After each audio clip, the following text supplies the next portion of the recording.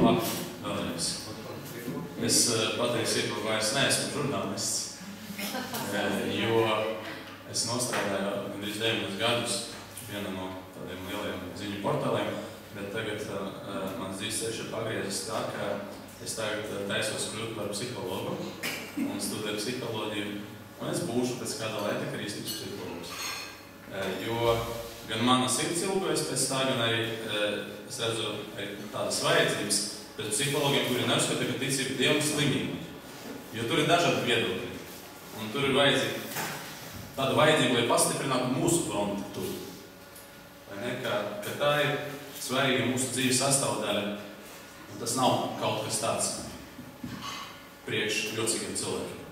Tas ir tikai priekš tiem, kas ir normāli. Un sāksim mēs šo lekciju ar īsu video, kas mūs ievadīs tēmatā par to, vai kristīga ticība nav veltība.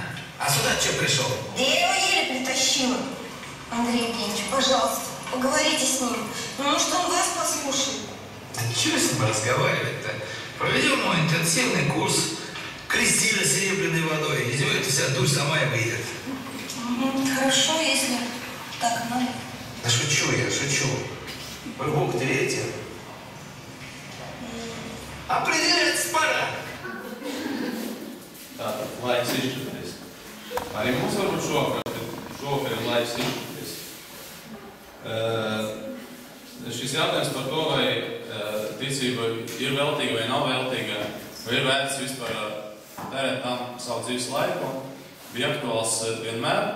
Tas bija aktuāls arī tiem cilvēkiem, kas bija apkārt šai kolosālai personai, kas ir Jēzus, par kurus jau daudz runājat. Un es šodien vēl kaut ko pievienošu klāt šim stāstam. Es ceru, ka tur būs arī pārsteidzošas lietas, ne tikai tas, cik viņš ir labs un foršs, un to mēs jau visi zinām, ne? Vērtības. Bet tas kaut kā nelīdz reizē.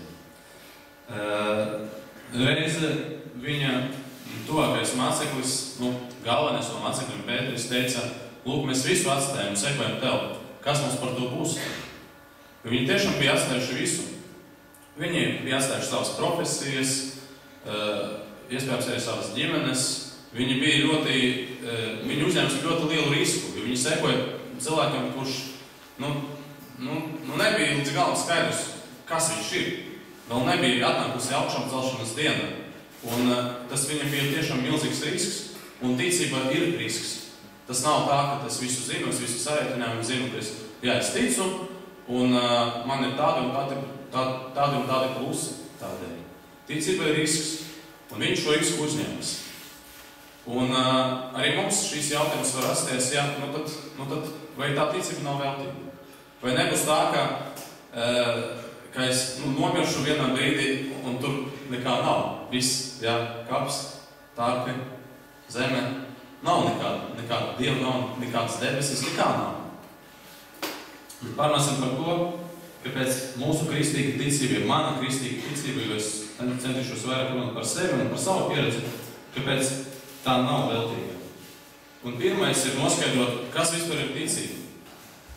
Tam ir veltīts ļoti daudz grāmatu, rakstu, diskusiju, ieslēdz kristīgo rādīju, tur no rīta līdz vakaram runā par to, kas ir ticība un tā tālāk. Bet ir svarīgi atrast tādu definīciju, kas ir tuvu mums, ja?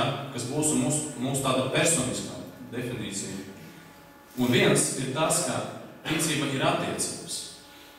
Ticība nav tas, ka es zinu kaut kādas kristīgas patiesības, ka Dievs ir trīsvienīgs. Dievs Tēvs, Dēls un Svētais Gars. Ja? Ka ir elle un debesis. Ja? Dievs par labām lietām atalgo par sliktam sodu un tā tālāk. Tā nav ticība. Ja? Tas ir lietas, ko var iegaumēt, iezubrīt un tā dzīvot, un tas nekad nenostrādās tā, ka tam būtu jāstrādā mūsu sirdī. Ticība pirmām kārtām var rasties tad, ja es piedzīvoju satikšanos ar Dievu, kas ir persona, kas nav teorija, kas nav ideoloģija, bet kas ir konkrēta persona. Un uz šīs gleznas jūs redzat, atkal tā ir ilustrācija konkrētam notikumam, un tad, kad pēc Jēzus augšām celšanas viens no mācekļiem nevarēja noticēt, ka tas ir noticis. Kurš tas bija, kā jums liekas? Toms neticīgais, protams. Un tur tas stāsts, atgādināšu, bija tāds, ka Jēzus pēc augšām celšanas bija parādījies saviem mācekļiem, savai komandai, bet viens nebija klāt. Bija izgājis kaut kur uz veikalu, varbūt, nezinu, ko viņš darīja. Bet viņš tur nebija. Un tad visi viņam stāstā, mēs redzējām, mūsu mācītājs ir dzīves un tā tālāk. Un jūs atceraties, ko viņš pateica, ja? Tā, es nolasīšu. Tas ir Jāņa evanģēlijā. Viņš teica tā: ja es neredzu naglu zīmes viņa rokas un savu pirkstu nelieku naglu redās un savu roku nelieku viņa sāmas, es neticēšu. Un pēc 8 dienām mācekļi atkal bija kopā, un arī Toms bija pie viņiem, un durvis bija aizslēgtas. Tad Jēzus nāk un stājas viņu vidū un saka: miers ar jums. Pēc tam viņš Tomam saka: stiep šurp savu pirkstu un aplūko manas rokas, un dod šurp savu roku un liec to manas sānas, un neesi neticīgs, bet ticīgs. Toms atbildēja un sacīja viņam: mans kungs un mans Dievs. Mēs šo aposteli kaut kā, man liekas, nenovērtējam pietiekoši, jo, viņš taču bija neticīgais, tas neticīgais, bet Tomam bija līdzīga situācija kā mums dzīvē. Viņš nebija pieredzējis pats. Viņam citi stāstīja, mēs redzējām, viņš ir dzīvs, bet Toms redzēja tikai krustu. Viņš zināja, ka bija tās ciešanas, ka bija tā nāve, ka bija tā vilšanās, ka nebūs tas jaunais ķēniņš, nebūs revolūcija, nebūs jauna pasaule, ko viņš varbūt bija iedomājies. Viņu vajadzēja piedzīvot pašam, ka tas Jēzus ir dzīvs. Ja man kāds saka, ka Dievs eksistē, tas vēl nav nekas priekš manis, jo es pats to varbūt neesmu piedzīvojis. Un tāpēc arī daudzi no mums it kā saka, ka es jau ticu, bet tā sirdī, mūsu sirdis paliek gan šaubas, gan aizvainojums uz Dievu par kaut kādām lietām, par kaut kādām sāpēm mūsu dzīvē, gan daudz neatbildētu jautājumu. Un tas var turpināties, kamēr es nepiedzīvošu satikšanos ar dzīvu Dievu. Un viena vieta, kur to var piedzīvot, tas ir autobus. Es nevaru garantēt, ka katrs to piedzīvos, bet daudzi cilvēki to piedzīvo. Man paveicas to piedzīvot, kad man bija 21 gads, un es vienkārši iepazinos ar vienu meiteni, kas bija ticīga. Vienkārši paskatījos, kā viņi dzīvo. Ieraudzīju, kā tas viņam ir attiecības ģimenē. Kā viņi lūdzas, kā viņi sarunājas. Tie nebija kaut kādi fanātiķi. Viņi necentas mani pārliecināt, ievilkt kaut kur. Bet es redzēju savu acīm, es redzēju, kā cilvēki bez Dieva tā nevar dzīvot. Tas nav iespējams. Jo viņu mājas es redzēju prieku un mīlestību, kas bija pārāka par cilvēcisku izpratni. Un man tā bija satikšanās ar dzīvu Dievu. Es viņu piedzīvoju. Nevis uzzināju, ka viņš ir, bet piedzīvoju. Līdzīgi, kā tas bija apostolim Tomam. Un tas ir pirmais tāds ticības aspekts. Un otrais ir tas, ka es pieņemu arī visu kristīgo mācību. Atzīstu, ka tā ir patiesa. Atzīstu, ka Bībele ir Dieva vārds. Atzīstu, ka baznīca ir vajadzīga. Ka baznīca ir dzīva. Atzīstu, ka man ir vajadzīga grēksūdzība, piemēram. Ka man ir vajadzīga grēku piedošana. Un visas tās pārējās lietas. Bet mana pieredze liecina, ka ir laba puse ar to pirmo. Jo reizēm ir tā, ka es arī pirms tam es gāju uz baznīcu. Es biju no tādas mūsu izpratnē ticīgas ģimenes. Vai ne? Tur viss tika Ziemassvētkus svinējam, Lieldienas svinējam, periodiski gājām uz baznīcu, bet šī ticība man nebija dzīva. Šis patiesības es zināju, es redzēju, piedalījos, bet uztveru to kā rituālus, kā tradīciju, bet ne vairāk. Bet, kad satiku dzīvo Dievu, tad visam tam pēkšņi atklājas pavisam jauna jēga. Pavisam jauna jēga. Es ieraudzīju, ka viss tas ir dzīves, ka tas, kas tur notiek, tas ir ticības noslēpums. Ka man ir vajadzīga baznīca, ka man ir vajadzīga lūkšana. Nevis tāpēc, ka man tas jādara, tas jāpilda, bet tāpēc, ka es vēlos no sirds to vēlos. Un tieši tā satikšanas ar dzīvu Dievu ir tas labs izējas punkts. Un, ja mēs gribam viņu satikt, tas patiesībā nemaz nav tik grūti. Taču mēs neticam. Mēs sakam, ka ticam, bet dzīvojam tā, kā neticam. Daudzi cilvēki Latvijā, lielākā daļa Latvijas iedzīvotāji saka, ka viņi tic Dievam. Bet, kad pārformulē šo jautājumu un uzdot, tas ir aptaujas. Kam jūs uzticaties? Nevis ticat, bet uzticaties. Tad Dievs tur ir gandrīz pēdējā vietā. Cilvēki vairāk uzticas laikrakstiem, radio, bet Dievam tomēr vairāk nekā saimē. Tā kā viņš ir, nav tajā ļaunajā uzticēt. Ja? Jo viena lieta ir tas, ka es teorētiski ticu, ka kaut kas tur ir, bet es uzticos. Kā es varu uzticēties tām, kur es nepazīstu? Tas nav iespējams. Kāpēc mēs neticam? Varbūt mūsu Dievs izskatās šādi. Mēs jau te visi teorētiski zinām, ka Dievs ir mīlestība, vai ne? Daudz to esam dzirdējuši. Bērnības, svētdienas skolā, kaut kur, kaut kādos pasākumos kristīgos dzirdējām, alfa kursu jau dzirdējām pirmajās lekcijas. Bet kaut kur dzīvi zemapziņa, vai es nezinu, kur sirdī jūtās, mans Dievs var izskatīties šādi. Mans Dievs var būt policists, kurš mani grib kontrolēt, kurš ir stingrs, kurš ir, tā teorētiski ir mīlestība, bet mēs jau visi zinām, kāda tur ir mīlestība, vai ne? Par sliktiem darbiem būs sods. Varbūt pat ellē nonākšana. Kas tā par mīlestību? Tādas domas var atnākt. Varbūt mans Dievs izskatās šādi. Viņš grib mani tiesāt. Viņš taču ir taisnīgais tiesnesis. Tas visur tiek atkārtots. Tas arī Bībelē vairākas reizes tiek atkārtots. Dievs ir taisnīgais tiesnesis. Tātad būs jāsteidz tiesas priekšā. Un kādi ir tiesneši, mēs zinām. Mēs zinām arī, kā daudzas lietas tiek iztiesātas, ka nevienmēr tas ir godīgi, ka nevienmēr tiesa ir tiešām interesē cilvēka situācija, ka, ja tu esi nonācis tajā mašīnā, tad tevi grib iesēdināt noteikti vai atstāt bez dzīvokļa, bez zabekļa, bez nekā. Ja? Jo mēs to salīdzinām ar cilvēcisku tiesu, atkal mūsu izpratnē. Bet Dieva tiesa ir cita. Dieva tiesa ir viņa žēlsirdība. Tas, ka viņš ir labs, tā ir viņa tiesa. Viņš tiesā cilvēku, bet viņš viņu mīl. Patiesībā mēs izvēlamies paši to ļauno likteni, un tad viņu vienkārši atliek to apstiprināt, jo viņš nevar pretoties mūsu brīvību. Tā nav tāda tiesa, kas mani kaut ko piespiež darīt. Tā ir tikai tāda tiesa, kas apstiprina labi. Grib dzīvot slikti, grib iet ļaunu ceļu, tu esi brīvs, tu vari to darīt. Bet tu vari atgriezties jebkurā brīdī, tad, kad tu tiešām to gribas. Vēl viens uzskats par Dievu ir, es to saucu Dievs dieviņš. Tātad, tas ir tāds labsirdīgs večuks ar bārdu. Tāds, redzēju, kaut kāds bija tāds Ziemassvētku disks ar dziesmām, saucas Dieviņš un Vēlniņš. Tādas divas foršiņas figurīgas tur tika uzzinās. Tas Dieviņš un Vēlniņš, tādi foršiņi. Jā, tas ir tās dieviņš arī, kas folklora figurē.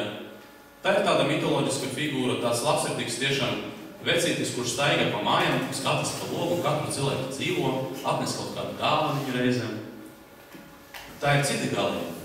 Viena galība ir šī, un otra galība ir šī, kad mēs uzskatām, ka viņš jau ir labs, viņš jau visu man piedos, nav svarīgi, kā es dzīvoju. Tā ir nav patiesība, jo viņš kā stingrs tētis grib, lai mēs augam un attīstamies. Un tie no jums, kam ir bērni, jūs ļoti labi zinat, ka maigums nav vienīgā audzināšanas metode. Ka maigums un stingrums ir patiesība medaļas divas puses. Nevar bez maiguma audzināt bērnu, ja mēs varam viņu salauzt, bet nevar arī bez stingrības. Ir jābūt noteikumiem, ir jābūt barjeram, jo tas palīdz bērnam attīstīties. Un tas ir pilnīgi tāpat arī mūsu pieaugušo dzīvē. Ja es uzskatu, ka man nav nekāda noteikumi, tad es neattīstos, es degradēju. Un tāpēc Dievs sagaida, ka mēs šos noteikumus respektēsim. Nevis tāpēc, lai mūs iebiedētu un iesēdinātu cietumā un iemestu ellē, bet tāpēc, lai mēs varam augt. Tāpēc, lai mēs paši sevis spējam pasargāt no briesmām un citus cilvēkus mums apkārt. Un vēl viens Dieva tēls ir aptuveni šāds. Viņš ir tik tālu, ka es patiesībā savā dzīvē esmu galīgi vientuļš. Es Dievu nedzirdu, es viņu nejūtu. Es zinu, ar prātu es zinu, ka viņš ir, bet es viņu nevaru satikt. Viņš ir kaut kur ļoti tālu, kaut kur debesīs, kaut kur citā galaktikā dzīvo. Spēlē šahu ar eņģeļiem un par mani vispār nedomā. Tas ir arī vēl viens priekšstats par Dievu, kas sēž ļoti dziļi mūsos, arī kristiešos, arī tajos cilvēkus, kas praktizē, kas nāk uz baznīcu, kas ievēro gavēni un visas pārējās lietas. Šie aizspriedumi par Dievu ir tik dziļi iesakņojušies, ka viņus vajag raut ārā visu mūžu, tā pamazām vai uzreiz, kaut kā ļoti stipri jāizraut, bet tas ir tas, ar ko mums jāatcerās. Jo Dievs ir labs. Dievs ir labs. Dieva vārds to atkārto nemitīgi. Svētie cilvēki, kas ir kanonizēti, kas ir parādīti visai pasaulē kā svētuma piemērs, viņi visi par to saka. Tie, kas viņu iepazina vislabāk, visvairāk. Dievs ir labs, bet mēs negribam tam noticēt. Jo, ja Dievs ir labs, piemēram, tad kāpēc viņš uzlika lāstu Ādamu un Ievu? Ko viņi tur paņem to abolu? Kāpēc tādas ciešanas pēc tam? Ja Dievs ir labs, tad kāpēc viņš iznīcināja visus faraona karavīrus, kuri tur skrēja pakaļ ebrejiem? Ja? Kāpēc tā vajadzēja, ja viņš ir labs? Ja Dievs ir labs, tad kāpēc ir ciešanās? Kāpēc piedzimst slimi bērni? Vai tā ir viņu vaina? Skaidrs, ka nē. Ja Dievs ir labs, kāpēc slikti cilvēki bieži vien paliek pasaulē salītāji dzīvo labu dzīvi? Mūsu izpratnē labu dzīvi ir nodrošināti, bet taisnīgi cilvēki ir cieši trūkumi. Mūsos ir šādi jautājumi, ne? Un atkal alfa kurs ir laba vieta, kur meklēt atbildes. Man šis atbildes gatavas nav. Tas ir atbildes, kas mums jāatrod katram priekš sevis. Jo mani uzrunā viena lieta, citu uzrunā cita. Ja mums šādi jautājumi ir, un mēs noliekam tos Dievu priekš un sakam, paklau, ja tu esi labs, tad kāpēc tā notiek? Bet es sarunājos par to ar viņu, tad atbildes mēs saņemsim. Bet bieži vien ir tā, ka mēs esam tik noslēgušies, tik ļoti esam ievainoti, ka mēs negribam ar Dievu sarunāties par to.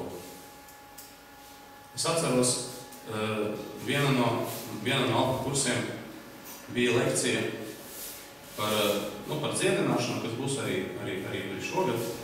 Un tad, kad lektors nolasīja savu materiālu, viņš pateica šīs tās lietas par slimībām, un viena sieviete no zāles viņa iesaucas, bet kā tad ir tiem bērniem, kas tiek izvaroti? Kā Dievs to var pieļaut?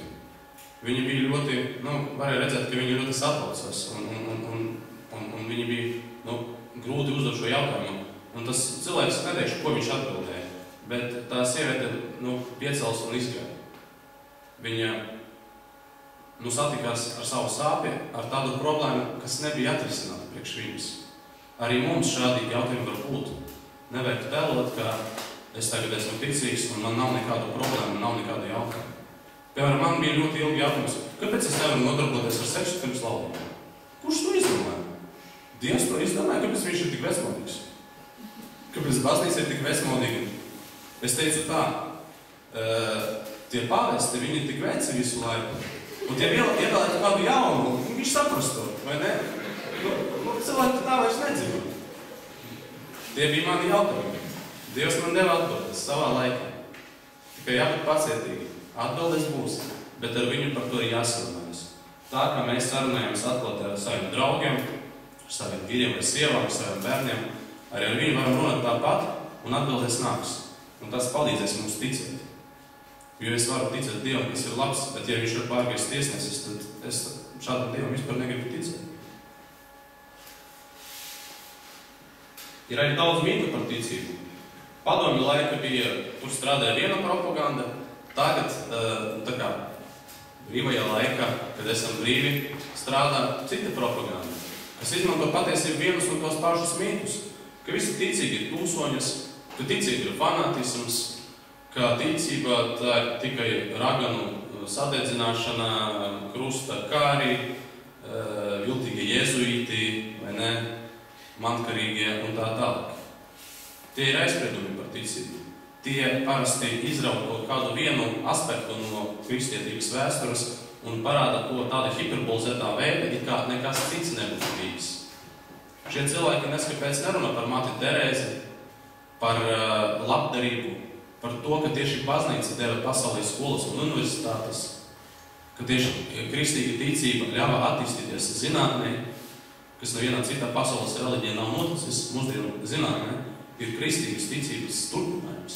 Jo kristīga ticība atšķirība no citām lielajām reliģijām atbalsta pasaules izzināšanu, Dieva plāni tādu iepazīšanu. Un tas mudināja cilvēkus iet dziļāk un tāpēc attīstīja zinātnē. Vai mēs par to zinām? Kad kāds sāk kritizēt ticību, baznīcu, Dievu, tad mums bieži vien nav ko atbildēt, jo neesam sagatavoti. Daudzi cilvēki, kas bija apkaltīti ar kolosālu prātu, ar ģeniālu prātu, bija ticīgi cilvēki. Daudzi zinātnieki arī mūsdienās. Te es minēju tikai dažus, tādus kā Einsteins, Ņūtons, un tādus visi pazīst. Viņi visi bija ticīgi cilvēki. Kāds no viņiem varēja būt arī tāds praktizējušs, kurš sevi saistīja ar baznīcu, lūdzas, praktizēja savu ticību. Cits varbūt nepraktizēja savu ticību, bet viņš nevarēja neatzīt, ka Dievs eksistē. Jo viņi, iepazīstot pasauli, iepazīstot dabu, iepazīstot cilvēku organismu, viņi bija sajūsmināti par to, cik tas ir loģiski un skaisti radīts. Tas nevarēja rasties pats no sevis. Ir noteikti jābūt kaut kādam pirmavotam, kas ir racionāls, kas ir domājušs, tad jābūt kaut kādam radītājam. Un tieši šie cilvēki, kas bija ļoti racionāli, viņi vienkārši atzina to, ka arī prātam ir kaut kādas savas robežas. Un tālāk mēs varam iet tikai ar ticību. Jo tur ir kaut kas ir pārāks par mūsu prātu. Vēl viena lieta, kas mums traucē ticēt, ir slikta liecība. Piemēram, seksuālajie skandāli baznīcā, vai korupcijas skandāli baznīcā, vai dažu baznīcas pārstāvju vai dažu ticīgo cilvēku uzvedību. Reizēm ir jāsaskarās ar tādām ticīgo cilvēku uzvedības izpausmēm, kā tev gribas pateikt, nē, es pie viņam nevaru piederēt. Ja? Jo reizēm ir tā, ka, piemēram, tajā pašā Irijā, kur notika sadursmes starp protestantiem un katoļiem. Kaut kādu politisku apsvērumu dēļ. Un cilvēki, kuri no abām pusēm saka, mēs ticam Kristu, iet un sit ar akmeņiem šaujamies un tā tālāk. Tā ir ļoti slikta liecība pasaulē, kad kristieši nevar vienoties savā starpā. Piemēram, tā ir slikta liecība, kad Jēzus vārds tiek sludināts ar fanātismu, bez mīlestības. Ar to bieži vien, piemēram, man, arī kā cilvēkam, kurš studē psiholoģiju un par to interesējas, ir jāsaskaras tad, kad, piemēram, mēs runājam par cilvēkiem, kas ir, kas atrodas, tā, kā lai pasakām, īpaši sarežģītā stāvoklī, piemēram, par gejiem, par geju kustību. Mēs varam nepiekrist, bet vai mēs mīlam, vai mēs šos cilvēkus pieņemam. Reizēm kristieši uzvedas tā, ka viņi arī grib mest ar akmeņiem šiem cilvēkiem. Un tas nav pareizi. Tas nav tas, ko Jēzus mums piedāvā. Ar mīlestību, ar iecietību, bet arī ar savu stingru nē, tur, kur jāpasaka nē, mēs varam sasniegt daudz vairāk nekā ar naidu, tādu protestu un tā tālāk. Es varu protestēt, bet es varu protestēt ar mīlestību, ar cieņu.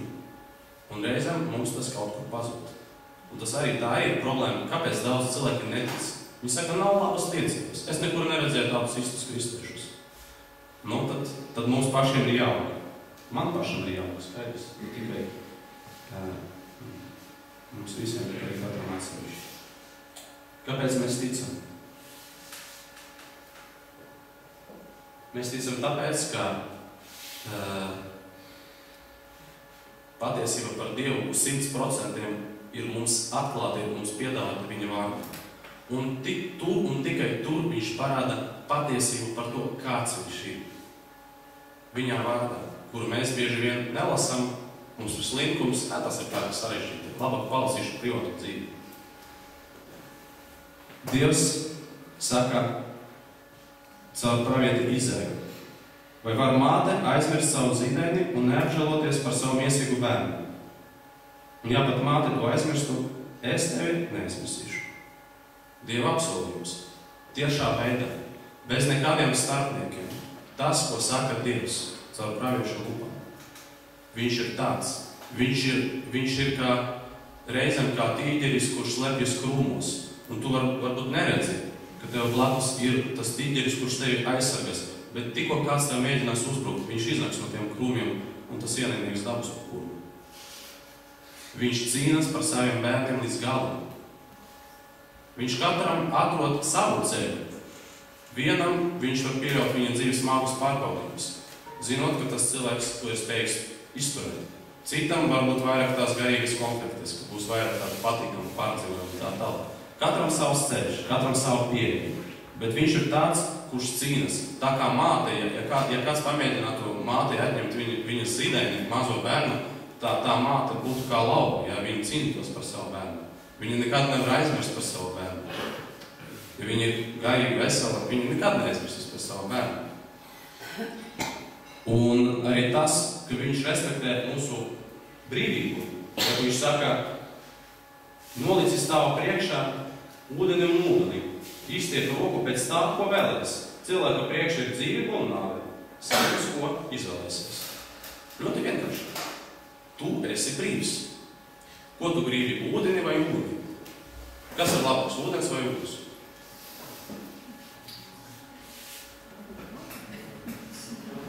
Abas lietas ir labas. Ne? Katra lieta savai situācijai. Ja vajag padzerties, ja vajag sasiltīties, tad ūdens. Ja nē, tad ūdens. Viss ir labs. Viss, kas ir nolikts mūsu priekšā, visa pasaule ir rādīta mums. Uzticēta mums, mūsu rūpē. Mūsu priekšā ir nolikta milzīga brīvība un milzīga atbildība. Un Dievs nebūs tāds, kurš katru reizi tev pavēlēs, tev jādara tas un tas. Tu drīksti tikai to un to. Nedod Dievs nomaldīsies, kaut kur pakritīs. Jā, tu man tikai pamēģini. Ja? Uzreiz dabūs. Sodīs tevi Dievs ar kaut kādu slimu, pēkšņi, ja, par kaut kādu kļūdu. Viņš tā nerīkos. Viņš dod cilvēkam brīvību un to brīvību respektē. Tāpēc daudzi no mums dara ļaunu un nesaņem sodu automātiski, jo Dievs ir pacietīgs. Tev ir dota brīvība, kā tu viņu izmantosi. Piemēram, mani šīs citāts ļoti, ļoti iedvesmo. Tas nozīmē, ka es esmu ļoti brīvs cilvēks. Viss ir nolikts manā priekšā. Ko gribēsi, to dabūsi. Gribi lastu, varēsi dabūt lastu. Gribi dzīvot un svētību, dabūsi no Dieva dzīvību un svētību. Pilnīgā brīvība mūsu rokas, kas nav atkarīga no ārējiem apstākļiem. Te viņš nesaka, ka brīvība būs tikai tiem, kas ir bagāti, veseli un veiksmīgi. Katrs var izvēlēties šīs dāvanas, ja viņš tikai vēlas tās saņemt. Es esmu pārliecināts par savu ticību, jo es zinu, kāds bija Jēzus darbs. Arī mūsdienas ir ļoti daudz praviešu. Ļoti daudz cilvēku, kas labi runā, kas māk uzstāties, kas māk cilvēkus pārliecināt, bet viņi neskapēc negrib iet uz krustu savas pārliecības dēļ. Es pazīstu tikai vienu tādu, kas to izdarīja. Tas, kurš sludināja un bija līdz galam uzticams tam, ko viņš arī sludināja. Viņam bija iespēja atkāpties jebkurā brīdī. Iespējams, jūs runājat arī